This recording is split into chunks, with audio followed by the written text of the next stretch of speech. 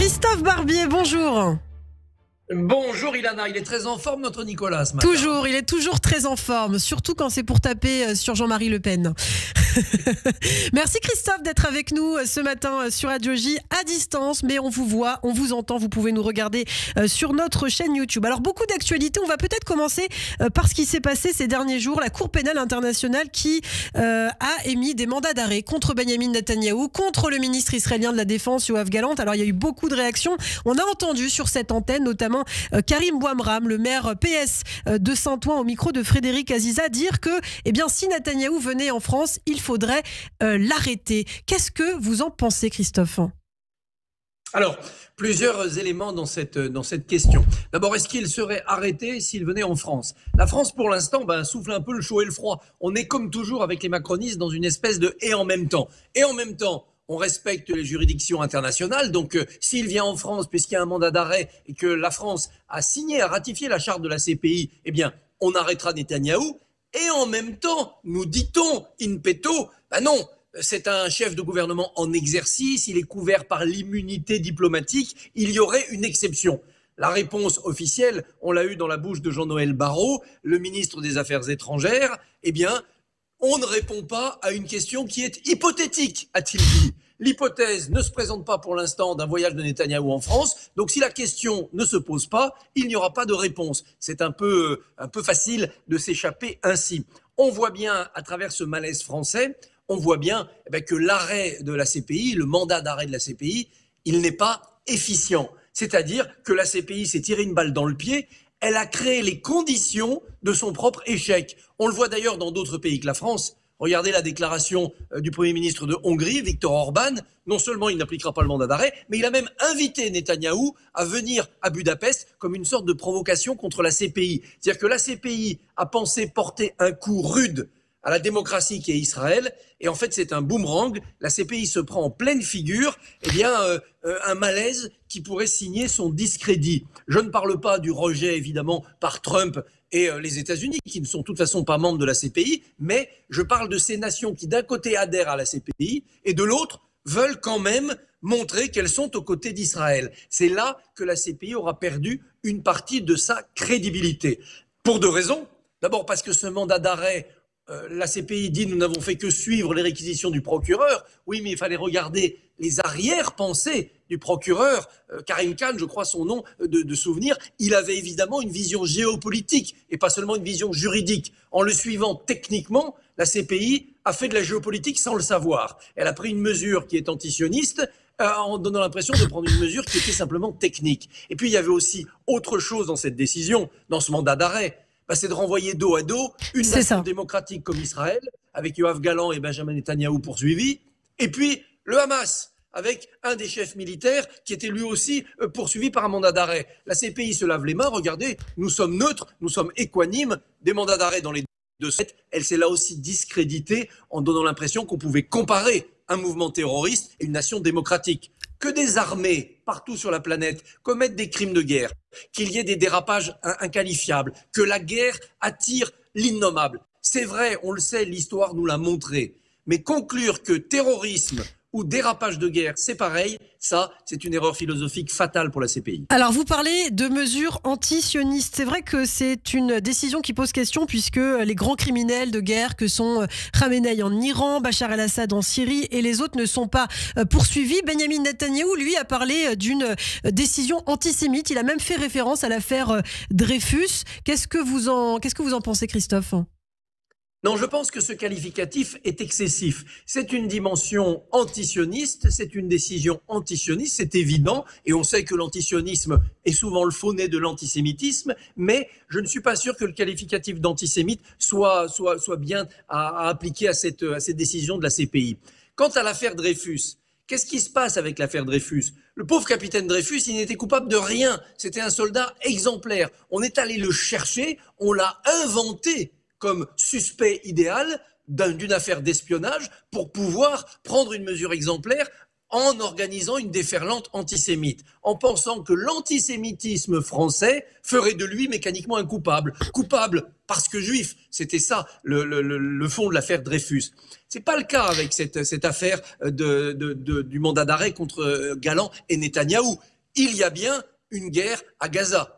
On sait les raisons, c'est le 7 octobre, mais il y a bien une guerre. Et on sait que dans une guerre, il peut y avoir des dommages collatéraux, des crimes de guerre, parce que sur le terrain, les troupes échappent à tout contrôle. Ça nécessite évidemment de surveiller ce qui se passe et éventuellement de pouvoir engager des poursuites. D'ailleurs, qui fait des poursuites contre l'armée d'Israël ? Israël elle-même. Le gouvernement surveille son armée et prend des sanctions quand des soldats ou des officiers commettent des erreurs, des fautes ou des crimes. Donc c'est normal dans une guerre qu'on surveille ce qui se passe. L'affaire Dreyfus, on a inventé un suspect. Là, la CPI invente une procédure. C'est différent. Je ne pense pas qu'on puisse comparer l'excès de riposte de Netanyahou.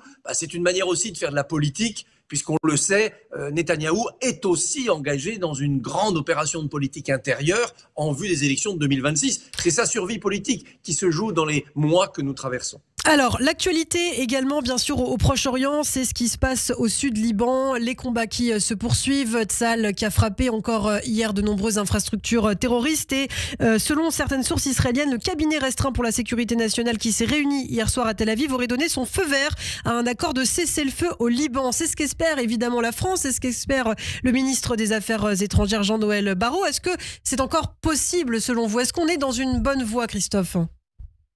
Écoutez, apparemment, il y a une fenêtre d'opportunité. C'est le langage diplomatique utilisé. Il faut jouer à fond cette possibilité de cesser le feu au Liban, pour plusieurs raisons. D'abord parce que si le cabinet israélien semble prêt, ça veut dire que la plupart des objectifs antiterroristes ont été atteints et que le Hezbollah est sans doute désarmé pour longtemps. Le reste, éradiquer le Hezbollah comme force politique pilotée par l'Iran, arracher le Liban à l'emprise iranienne, c'est un travail diplomatique, géopolitique et politique. L'arrivée de Trump, le changement de position d'un certain nombre de pays y aideront. On peut mettre fin à cette phase purement militaire qui est allée d'actions ciblées, les beepers qui explosent, à des bombardements plus classiques. Je pense que la deuxième raison pour laquelle il faut absolument saisir cette possibilité de cesser le feu, c'est qu'il ne faut pas laisser la guerre au Liban devenir incompréhensible, illisible aux yeux du monde, comme l'est devenue l'intervention à Gaza.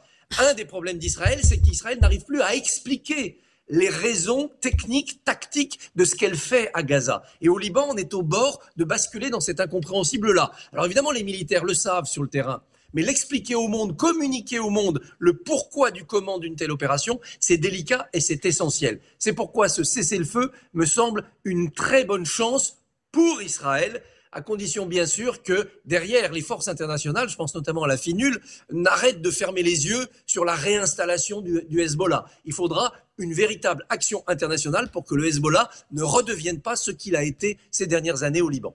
Alors une situation qui est très observée en France, bien sûr, la situation au Proche-Orient, à Gaza, qui parfois est hystérisée ici dans notre pays. Et on l'a vu encore avec ce coup d'éclat de la France Insoumise ce week-end. La France Insoumise qui souhaite abroger le délit d'apologie du terrorisme, Christophe. Alors, qu'est-ce que vous en pensez justement ? Quel est le sens de cette nouvelle provocation ? D'ailleurs, est-ce que pour vous, c'est encore une provocation de LFI ?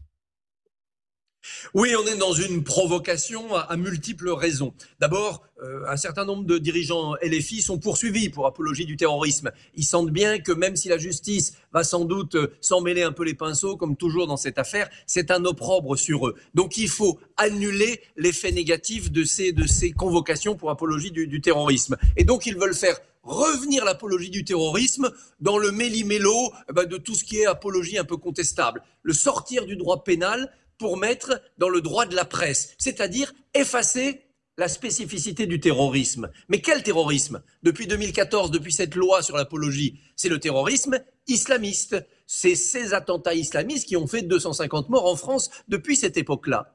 Or, LFI demande aujourd'hui à sortir l'apologie du terrorisme du droit pénal. Pourquoi ? Parce que depuis le 7 octobre, l'apologie du terrorisme est devenue la locomotive du train de l'antisémitisme. En faisant l'apologie de ce qu'a fait le Hamas le 7 octobre, on ne critiquant pas le Hamas, en ne le qualifiant pas de terroriste, eh bien, ça permettait de faire avancer l'antisionisme et l'antisémitisme. Donc c'est bien une espèce de laissez-passer antisémite que réclament LFI aujourd'hui. Voilà pourquoi derrière cette provocation, il y a une véritable stratégie. Se débarrasser d'ennuis judiciaires et faire progresser l'antisémitisme. On a un sondage la semaine dernière qui nous montre que les Français sont plus antisémites qu'avant, que parmi ces Français, les LFI, les sympathisants LFI, sont les plus hostiles envers les Juifs, et on demande aujourd'hui à ce que l'apologie du terrorisme, essentiellement anti-juif, eh bien, soit un peu blanchie. C'est clair comme de l'eau de roche. Il y a une autre dimension à cette provocation, c'est d'essayer de faire sauter ce qui est en train de se passer à gauche, c'est-à-dire on voit qu'une partie des socialistes sont gênés. Mélenchon vient de dire attention, les socialistes veulent quitter le NFP pour faire une autre alliance, construire une autre gauche.